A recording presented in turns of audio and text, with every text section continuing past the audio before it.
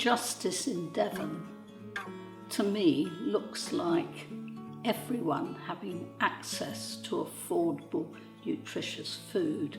But in particular, I would like to feel that every child in Devon is able to enjoy a good diet and a healthy life.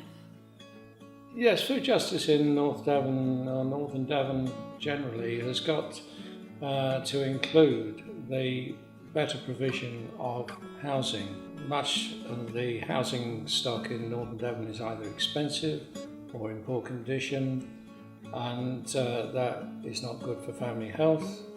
And it also means that people have to make the decision between spending what funds they've got on their housing conditions or on their food.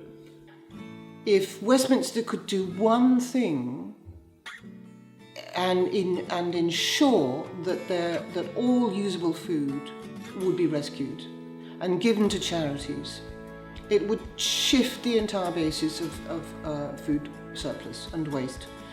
It would mean that those of us who work with people in food poverty would have to think more about community cafes where you pay £1 or whatever you could afford. Enormous new initiatives would spring up because rescued food you'd have to take it more seriously.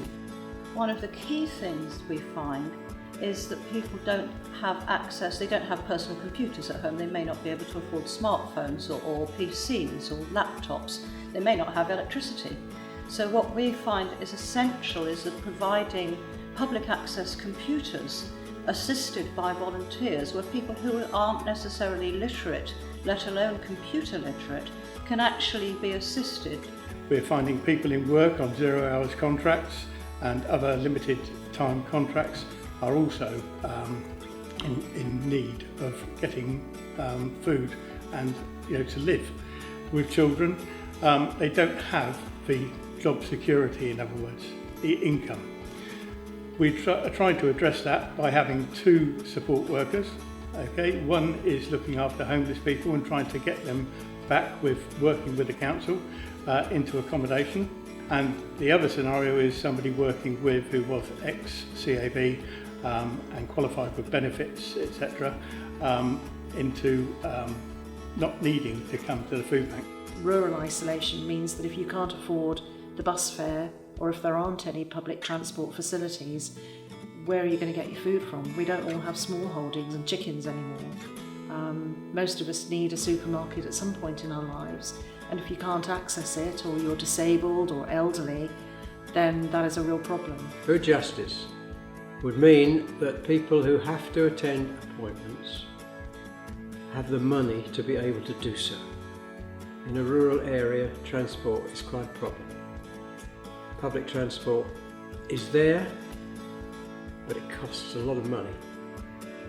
And so if they have to go to these appointments, they may not have the money to buy food. Sometimes people with mental health issues and addiction problems end up coming to the food bank for lots and lots of different reasons. Obviously lack of money, but there's reasons behind that. Food justice in Devon today is about fairness. It's about people being able to eat well and healthily, whether they're young or old, whether they're in difficult circumstances and without a lot of money, or whether they're comfortably off. It's about not wasting the God-given resources that we have. It's about appreciating eating together in company with others. It's about churches serving their communities and offering healthy food and a balanced life.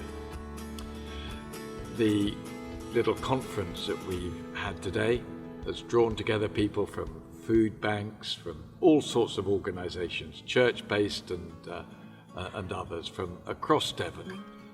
And together we've learned about some of the issues and the problems that there are, and we've come out with a new resolve to work for food justice, to make sure that systems are in place, not just to pick up those who are casualties of modern society, but also for all of us to work for a just and fair distribution of all that God gives us to enjoy.